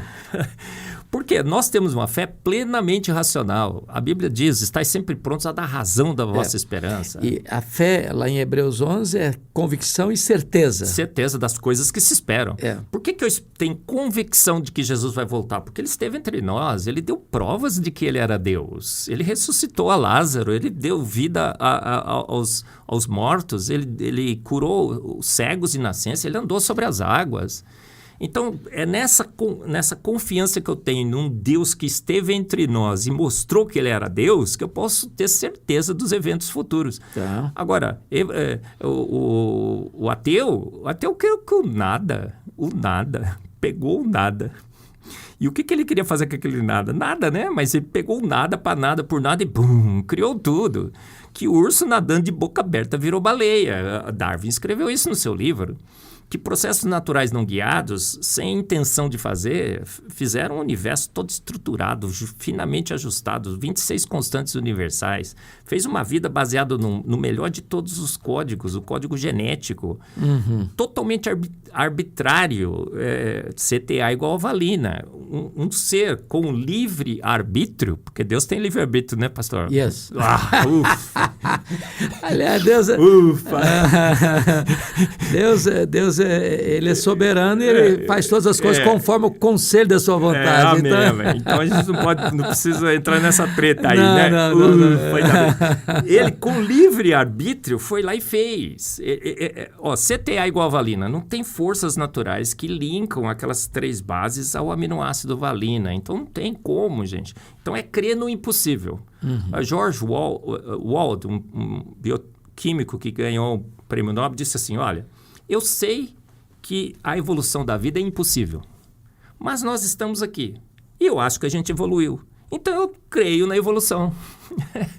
Então ele tem uma fé no impossível. A fé dos ateus é uma fé diferente da nossa. Não está embasada em fatos. Não, ela é a fé... Em suposições. É um desejo esperançoso. No caso, teria que definir o que é fé para ele. Não. Sim, então por isso que eu digo que precisa ter mais fé para ser ateu. Não, precisa ter um tipo de fé muito estranha. Excelente. Agora, eu estou vendo que você está usando uma camisa aí internacional, hein? Sim, olha. Fala um pouquinho da questão dos dinossauros. Os dinossauros existiram mesmo? É fantasia ou é verdade? Como é que é esse negócio? Tem crente que acha que dinossauro é de plástico, pastor. Então vamos reconverter essa turma aí? Vamos. Ó, Hernandes Dias Lopes e Marcos Eberlin estão dizendo que dinossauro existiu, gente. O senhor também concorda que eles existiram? Concordo, claro. E foram reais. A gente tem cemitérios e cemitérios de dinossauros ao redor do mundo. Ossos e mais ossos, ossos e mais ossos. E eu recentemente estive lá nos Estados Unidos, no Institute of Creation Research, um instituto sensacional, e comprei essa camiseta lá. Porque no podcast lá do Inteligência Limitada, eu defendi que os dinossauros de fato existiram, que eles foram extintos há poucos anos, milhares, não milhões, e que eram vegetarianos, né? Aí aumentaram lá. Falaram que eu falei que eles eram veganos. Mentira, pastor. Eu falei vegetariano. Mas tudo bem. Quem conta um conto, aumenta um ponto. Bom, aumentaram, mas tudo bem.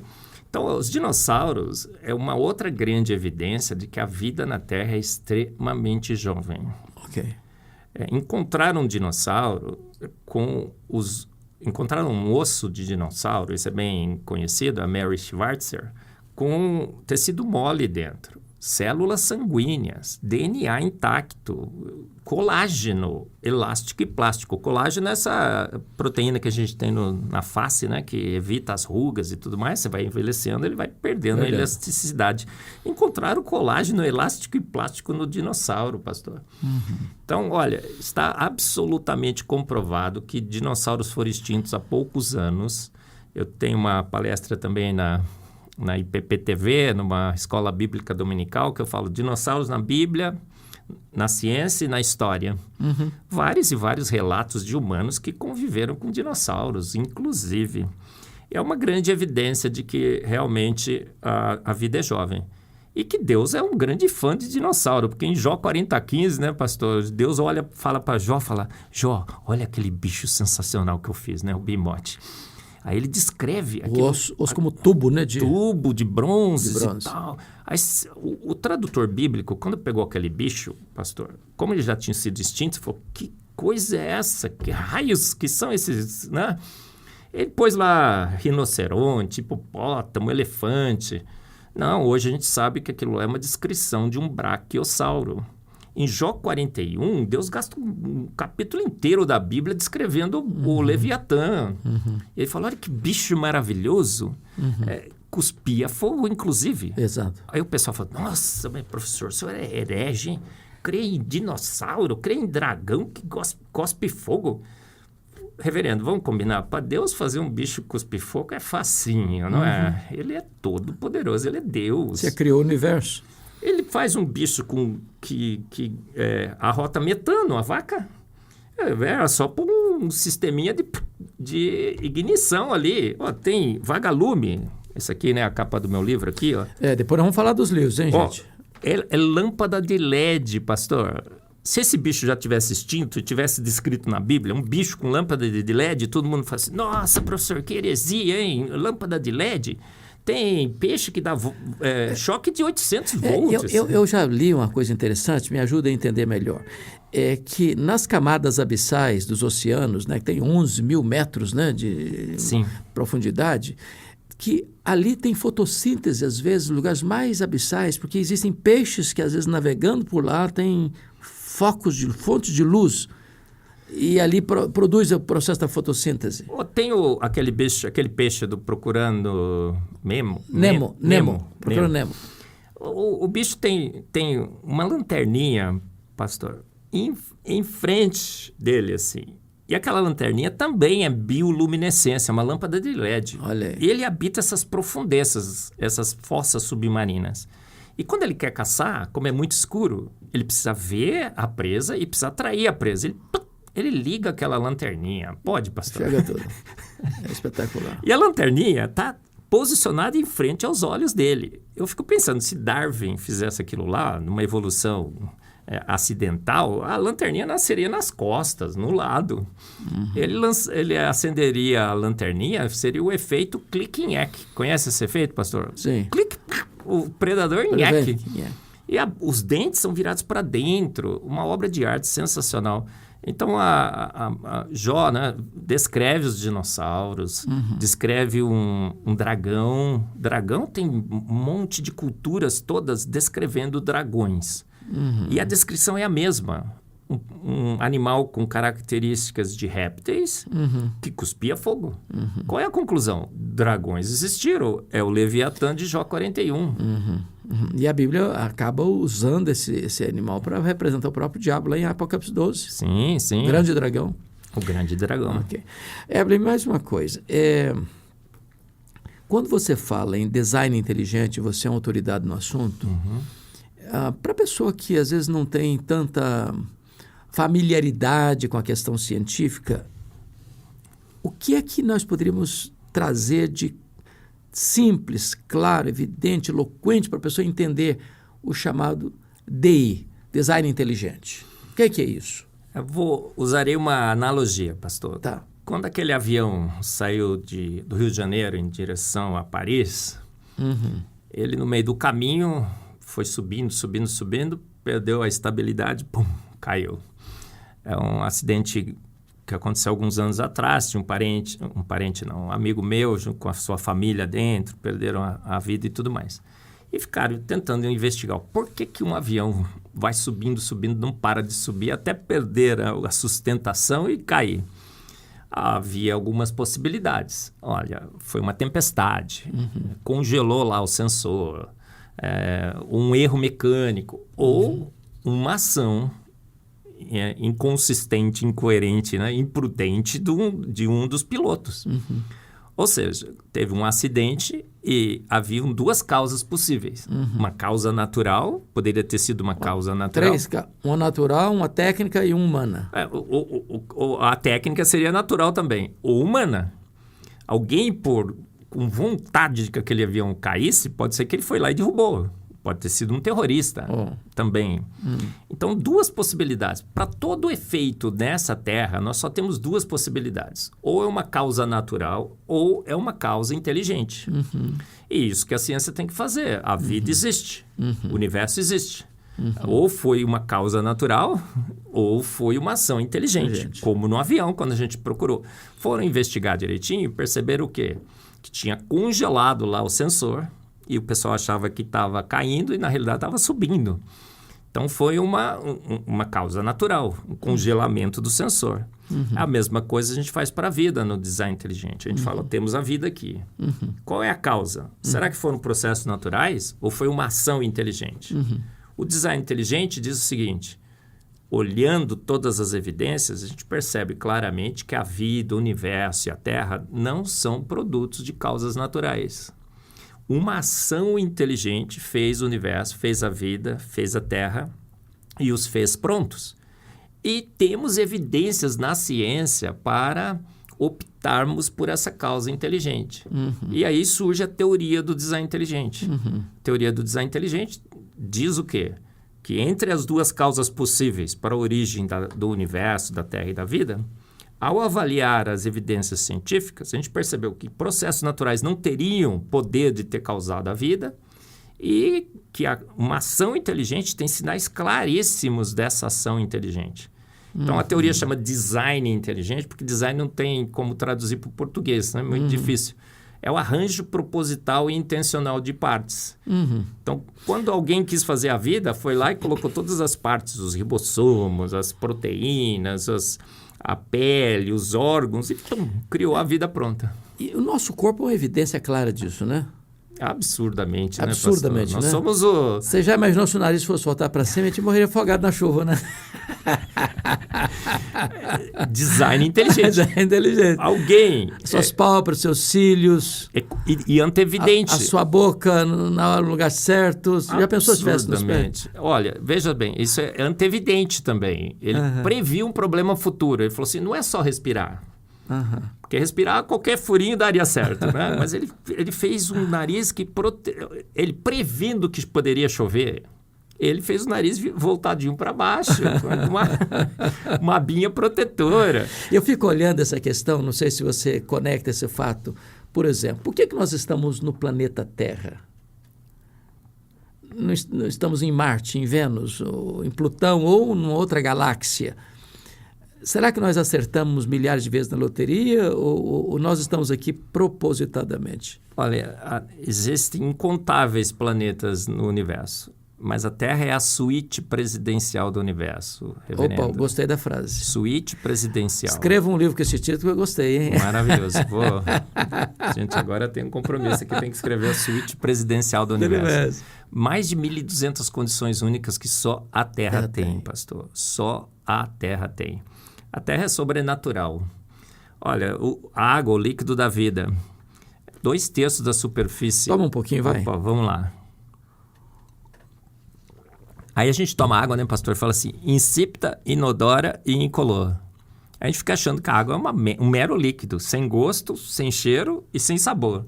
Mas é maravilhoso. Já pensou se a água fosse verde, pastor? Que desgraça, né? Guarani, pastor, Ai, Guarani. meu Deus, você sabia que tinha um negócio. E tem o Palmeiras também do Arival, né? Coisa horrorosa, hein, pastor? Rapaz. Já pensou se ela fosse mal cheirosa? Ou se ela tivesse, inodora, insípida e incolor. Então, agora, ela tem 74 propriedades físico-químicas únicas que só a água tem. E ela 74? 74. Ixi, eu não sabia disso, não. E ela cobre 2/3 da superfície da Terra. E ela tem os seus 3 estados, líquido, vapor e sólido na Terra. O gelo flutua na água, não pode. A água faltou na aula de física, porque todo sólido afunda no seu líquido. É um líquido absolutamente sobrenatural. Tem um monte de milagre aqui. Por isso que eu digo, pastor, que não precisa nem colocar do lado da TV. Basta um copo d'água para provar a existência de Deus, é isso? É, porque tem gente que fala, coloca do lado da TV, que eu vou adicionar mais milagre. Já é um milagre em si. Já tem um monte, pastor. Não precisa nem mais, gente. Não precisa.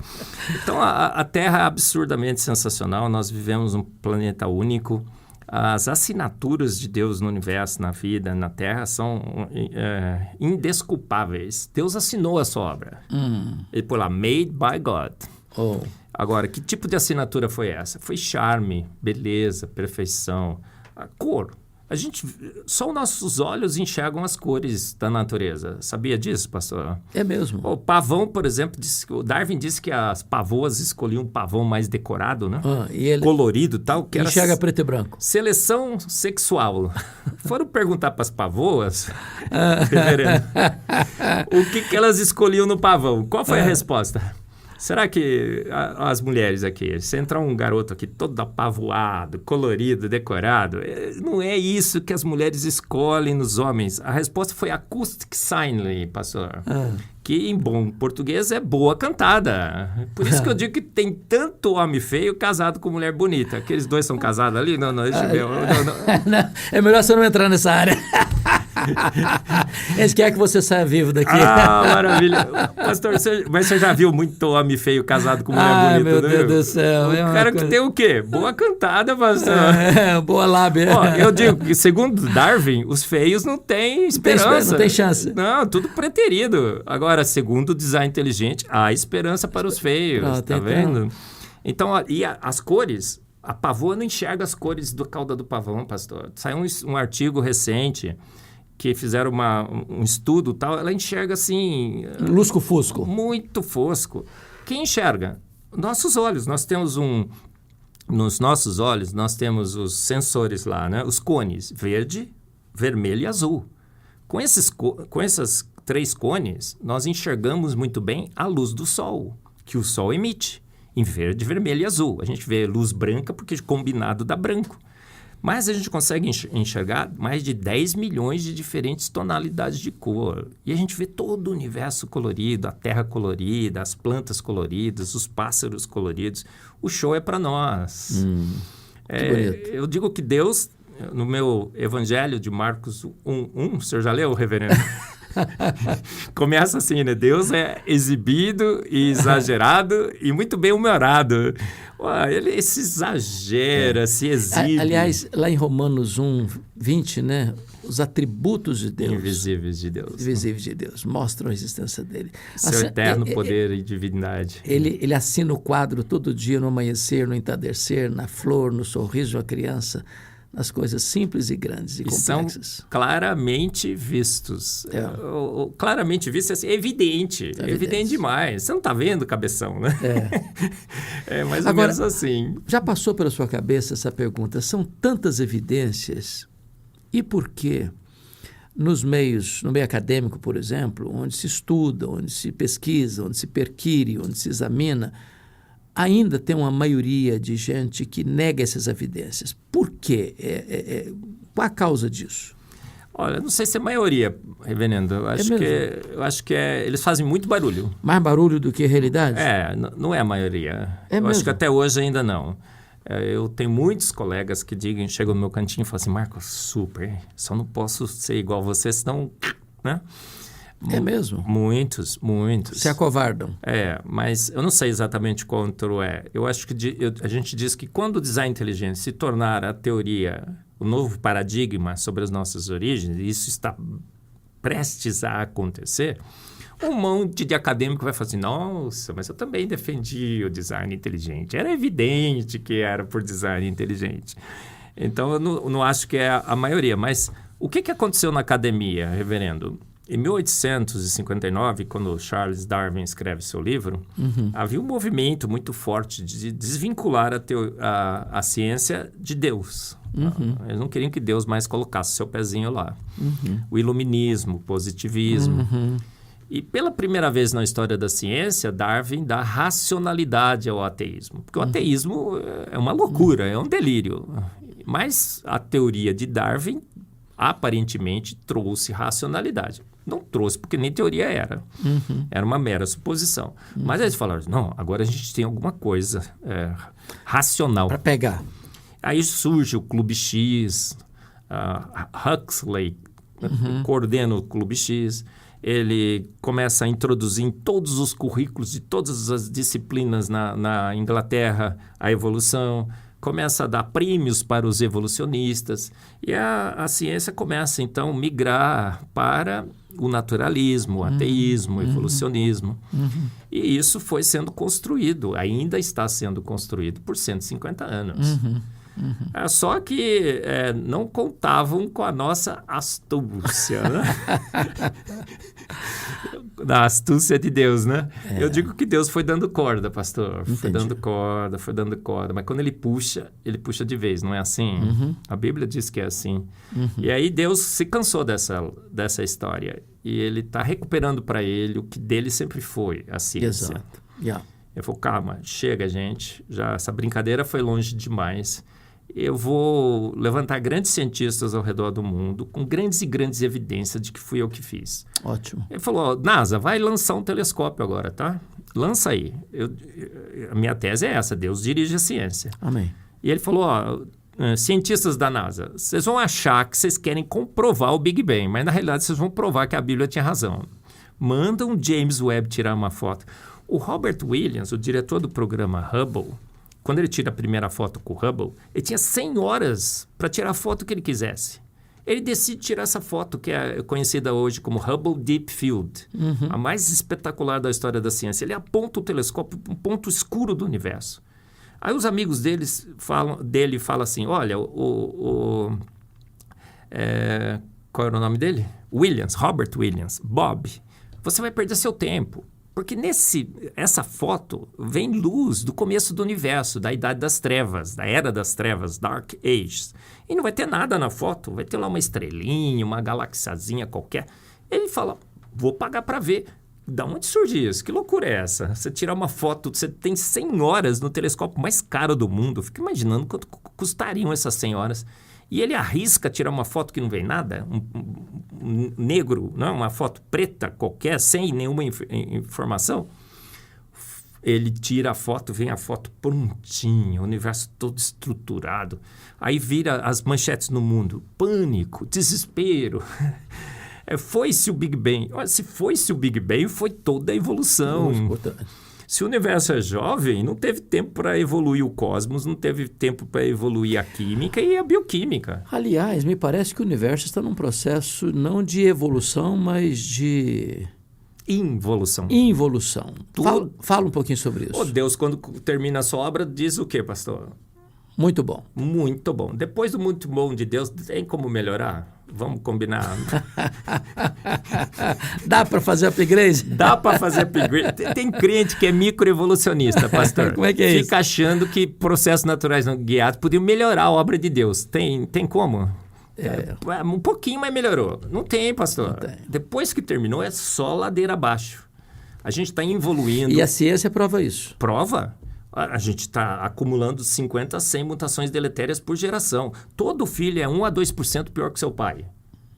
Em capacidade motor, intelectual. Os grandes gênios da humanidade estão vivendo entre nós? Absolutamente não, estão no passado. Os grandes filósofos, os filósofos gregos, até hoje a gente ensina filosofia grega nas nossas universidades.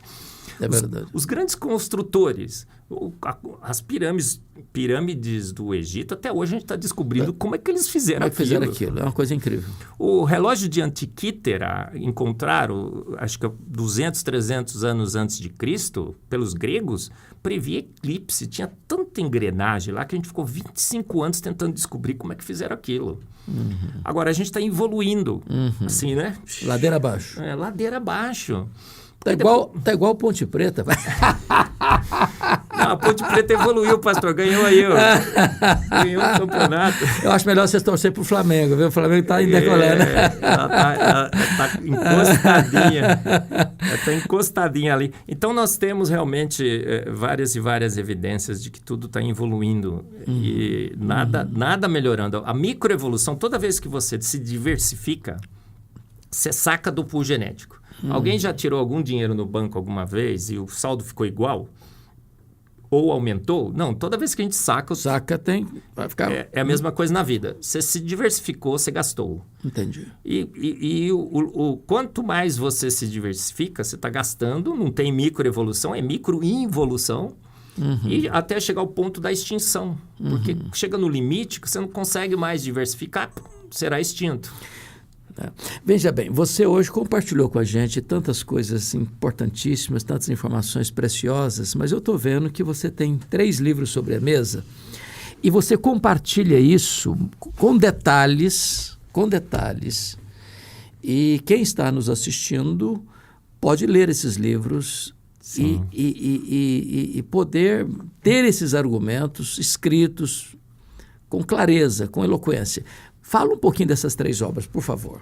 Essa foi a primeira, pastor. O Fomos Planejados, acho que porque ela ali, né? Acho que fica melhor. A maior descoberta científica de todos os tempos, eu escrevi há alguns anos e a gente publicou primeiro com a editora Mackenzie, depois foi para a Coval e agora estamos em parceria com o Maluco Beleza lá, né? O Arival. O nosso amigo. O Ezion. Uma forte concorrente com a Amazon, não é isso? Sim, com certeza. E é um best-seller, o selo best-seller aqui. Tem mais de... Agora deve ter dado umas 50 mil cópias vendidas. Maravilha. Outro dia ele estava em número 2 em Química na Amazon. Que maravilha. Só perdemos por uma tabela periódica, reverendo Mendeleev. Que legal. E é um compêndio do design inteligente, muito legal. Esse aqui é o Antevidência... Esse é mais recente, foi lançado agora, né? Isso, também em parceria com a Ezion. É o 4º pilar da teoria do design inteligente, a capacidade de prever problemas futuros, de antemão providenciar a solução. O nariz que não é virado para cima, que é virado para baixo. E esse é o 4º pilar da teoria do design inteligente. Ele tem endosso de 3 ganhadores de prêmios Nobel. Olha, então, que legal. Tem o selinho do Nobel aqui. Quando ele foi lançado nos Estados Unidos, ele saiu primeiro em inglês, Foresight. Ele ficou entre os 1000 mais vendidos da Amazon nos Estados Unidos. São 67 milhões de itens títulos que a Amazon nos Estados Unidos vende. Ele ficou entre os 1000 mais vendidos. Glória a Deus. Naquele dia, pastor, eu fui ver se o Paulo Coelho estava na lista. Ele não estava. Não estava na lista, e você estava lá, glória a Deus. Ganhei do Paulo Coelho. Ele agora, semana passada, esteve em número 1 aqui no Brasil em bioquímica. Que legal. Aí eu fui olhar quem estava em segundo. Quem estava em segundo? Charles Darwin com a origem das espécies. Ganhamos do Charles Darwin, pastor. E esse aqui é o duelo científico do século. São caricaturas. Uma imagem vale mais do que 1000 palavras, não é? Que legal. O coral de Darwin aqui, tá vendo? no coral você pode cantar a música que você quiser, desde que seja em louvor a Darwin. E foi preparado mais para os nossos jovens, adolescentes, preparando para esse embate nas universidades. Olha, eu quero registrar aqui a minha gratidão profunda. Nós estamos aqui nos estúdios de Luz para o Caminho, LPC, e o Marcos está abrindo o nosso podcast, HDL Podcast. Estamos aqui com uma equipe grande da LPC acompanhando a gente, e eu quero fazer esse registro de gratidão a Deus pela nossa equipe LPC e pela sua presença aqui conosco. A sua presença nos honra muito. Temos a alegria de ter você lá na Igreja Presbiteriana de Pinheiros. Eu já ouvi você algumas vezes lá e me enriquece muito o seu conhecimento e a sua fidelidade, não só à ciência, mas entendendo que a ciência e a Bíblia caminham juntas. E eu gostaria agora de dar a oportunidade a você de dar suas palavras finais, aquilo que você acha que é relevante reafirmar aqui, pontuar aqui para nós. Pastor, reverendo, amigo Hernandes Dias Lopes, o privilégio e honra são todos meus, né? Privilégio imenso de estar aqui inaugurando o HDL, o segundo melhor do Brasil, né, pastor? Porque só perde para o Arival Cast. Né? Não posso concorrer com ele. Nem eu posso falar, senão aquele maluco beleza me expulsa. Outro dia eu fui falar um negócio que não tem estrela verde porque o Palmeiras não tem mundial. Ele falou assim, Marcos, última vez que você fala aqui na minha igreja. Mas um privilégio imenso, uma honra imensa. Espero que Deus use esse seu podcast, reverendo, como Deus o tem usado. Amém. Amém. Como uma referência no Brasil. Obrigado. A voz que proclama a verdade. Amém. E todo lugar que a gente vai, fala, você é da igreja do Arival? Eu falo assim, mas você é da igreja do Hernandes Dias Lopes. Eu falo, sim, olha que privilégio. Obrigado. Acho que Deus tem te dado esse dom, né, reverendo, de falar com toda essa propriedade que você fala. E eu assisti vários dos seus cultos e eu fico tentando... qual é o segredo da oratória desse homem, né? Meu Deus. E eu fico copiando algumas coisas, viu, reverendo? Obrigado. E coisas, assim, a gente vê que é por Deus, né? Que Amém. Deus nos capacita. Somos pó, mas Deus nos capacita. E que Deus use esse podcast para propagar ainda mais a verdade. Amém. E Amém. que a gente possa chegar na glória, né? E olhar para trás e falar, puxa vida, Deus nos usou nesse ministério. Amém. Então, que Deus o use ainda mais aqui nesse podcast, que é uma ferramenta sensacional, descontraída de transmitirmos a verdade. E a verdade está na palavra de Deus, reverendo. Ela é literal, ela é toda fato, ela é consistente, coerente. Ela é totalmente compatível, ela bate 100% com a boa ciência. Então, que a gente possa também remover esses compromissos que fizemos com ciência de homens, voltarmos à palavra de Deus, entendemos que ela é necessária, suficiente, que ela é clara, que ela é a autoridade final, que ela é inerrante à palavra de Deus, e que essa boa ciência, a ciência do design inteligente, seja cada vez mais utilizada para corroborar essa grande verdade, que boa ciência se encontra na palavra de Deus. Amém. E às vezes a gente encontra evidências que corroboram ainda mais essa nossa percepção. Então, jovens de todos do Brasil, olha, encha o peito, não é? Levante a voz. Glória a Deus. Seja o primeiro a levantar na sala de aula quando o professor fizer aquele bullying do naturalismo filosófico. Fala assim, eu, professor, não creio em Deus, eu tenho certeza absoluta. Por quê? Porque eu assisti o Hernandes Dias Lopes, porque eu aprendi teologia com ele, aprendi ciência com o professor Marcos Eberle. Pronto. E aí, professor, vai encarar? Vai encarar? Glória então, a Deus. Deus tem dado, não é, ferramentas para os jovens combaterem as heresias desse mundo e que você use esse escudo, não é? Escudo da palavra e a espada da ciência, que está do nosso lado. Muito obrigado, muito obrigado. Você é uma bênção na nossa vida, Marcos, e que Deus continue te usando nesta área tão importante da docência, como cientista, como professor, como mestre, como um doutor, um pós-doutor nesta área da química, e que o conhecimento que Deus tem lhe dado e que você tem buscado e você tem escrito e transmitido com tanta excelência seja uma ferramenta muito poderosa nas mãos de Deus para trazer luz nessa geração de trevas. Nossa gratidão a você, e esse é o primeiro de uma série que virá. E nós somos muito gratos a Deus pela oportunidade de estar aqui com o Dr. Marcos, tratando de assuntos tão relevantes que tem tudo a ver com a sua, com a minha, com a nossa vida. Um grande abraço e até o nosso próximo encontro, se Deus quiser.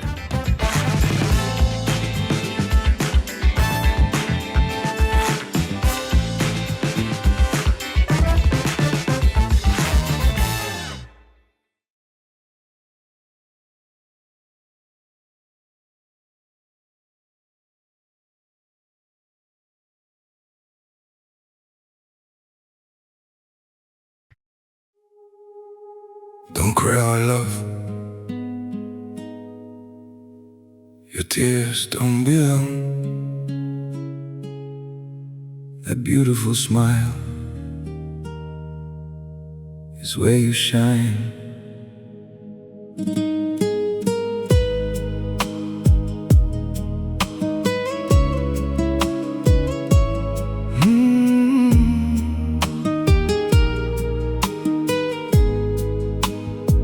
I know the night feels cold around you, like the stars have lost their glow, and the weight upon your fragile heart feels too much to hold alone. But your tears were never made to fall for someone who can't see. You're far too beautiful for sorrow, so please save your smile for me. Don't cry, my love. Your tears don't suit you at all. You're much more beautiful smiling than drowning in it all. Don't cry, my love. Wipe the sadness from your eyes. The world feels brighter when you're laughing, so don't let heartbreak steal your life. Every wound will fade with time now. Every storm will lose its rain, and the pain that tries to break you won't deserve your heart again. Don't cry, my love. Your tears don't suit you at all. You're much more beautiful smiling than drowning in it all. Don't cry, my love. Wipe the sadness from your eyes. The world feels brighter when you're laughing, so don't let heartbreak steal your life.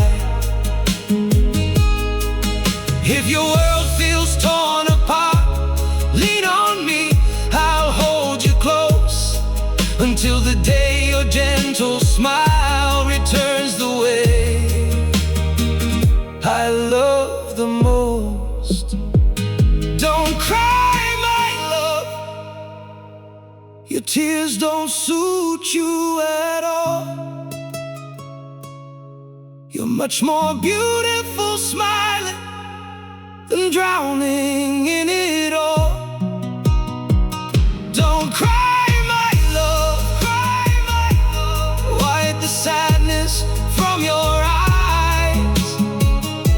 The world feels brighter when you're laughing, so don't let heartbreak steal your life.